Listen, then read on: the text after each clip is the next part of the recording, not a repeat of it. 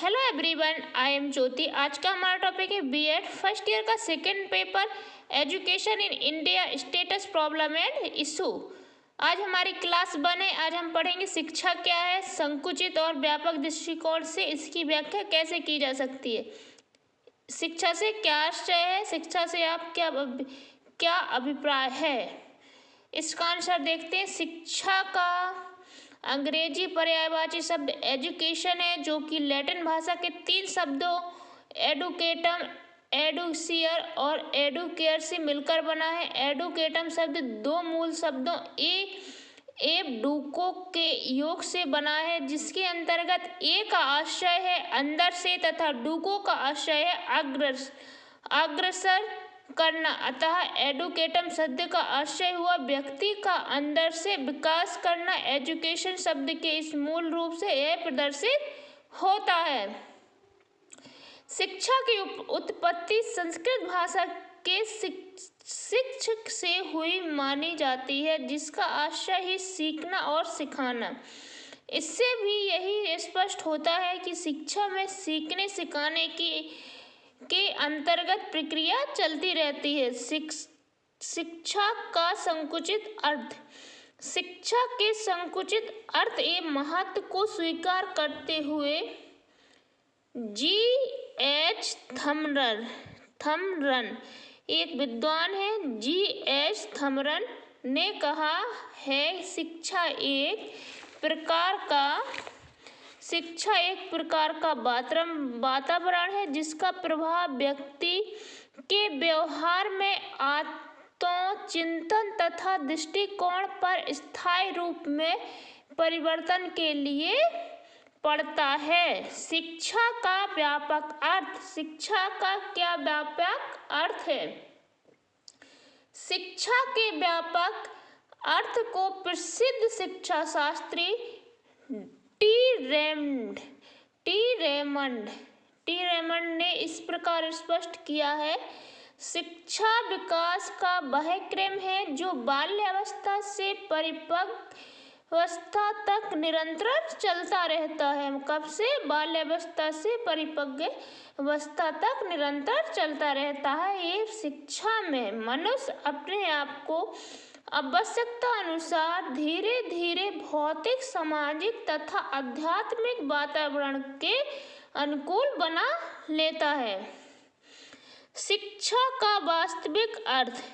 शिक्षा के शाब्दिक संकुचित एवं व्यापक आशय को स्पष्ट करने से शिक्षा की वास्तविक अवधारणा स्पष्ट नहीं होती। अब हमारे समक्ष यह प्रश्न उठता है कि हमें शिक्षा का कौन सा रूप अपनाना चाहिए। शिक्षा का शाब्दिक अर्थ स्वीकार नहीं किया जा सकता। शिक्षा की परिभाषाएं देखते हैं। शिक्षा की कौन कौन सी परिभाषाएं हैं? शिक्षा के अर्थ को स्पष्ट करने के लिए हमें विभिन्न विद्वानों द्वारा दी गई निम्नलिखित परिभाषाओं का अध्ययन करना होगा। हम एक परिभाषा देखते हैं जॉन मिल्टन के अनुसार। जॉन मिल्टन ने क्या कहा है? मैं पूर्ण एवं उदार शिक्षा उसको कहता हूँ जो किसी व्यक्ति को इस योग्य निर्मित कर देती है, कि वह निजी एवं सार्वजनिक शांति तथा युद्धकालीन कार्यों को दक्षता से, सुंदरता से एवं न्यायोचित ढंग से कर सके। ये तो थी हमारे जॉन मिल्टन के अनुसार जो शिक्षा पे उन्होंने परिभाषा दी है। अब हम देखते हैं शिक्षा की प्रवृत्ति। शिक्षा मानव विकास की पूर्ण अभिवृत्ति है। शिक्षा के माध्यम से मानव इच्छा शक्ति की धारा पर सार्थक नियंत्रण प्राप्त किया जा सकता है।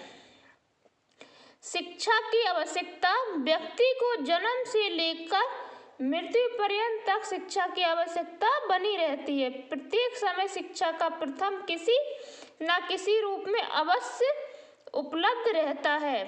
प्रत्येक व्यक्ति को प्रत्येक क्षण, प्रत्येक स्थान पर शिक्षा की आवश्यकता अनुभव होती है, जिसे हम निम्नलिखित बिंदुओं द्वारा समझ सकते हैं। नंबर 1, आधुनिक समाज की प्रगति, आवश्यकताओं तथा कर्तव्यों को जानने के लिए हमें शिक्षा की किन किन रूपों में आवश्यकता पड़ती है। नंबर 2, अपनी विभिन्न आवश्यकताओं को समुचित संतुष्ट हेतु। नंबर 3, व्यक्ति के शारीरिक, मानसिक तथा आध्यात्मिक विकास हेतु। नंबर 4, अंतर्निहित शक्तियों के विकास हेतु। नंबर 5, प्रत्येक प्राणी की अंतर्निहित शक्तियों को समझने के लिए। नंबर 6, मानवीय गुणों के संचार हेतु। नंबर 7, प्राचीन संस्कृति एवं सभ्यताओं को जानने हेतु। नंबर 8, राष्ट्रीय एकता एवं अंतर्राष्ट्रीय भावना के विकास हेतु।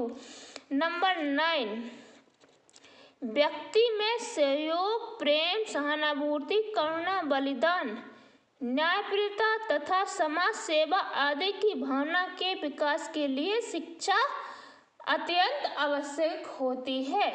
ये तो थी हमारी class 1 second paper BEd first year का। मिलते हैं नेक्स्ट क्लास 2 में कल। जब तक के लिए ओके, बाय बाय।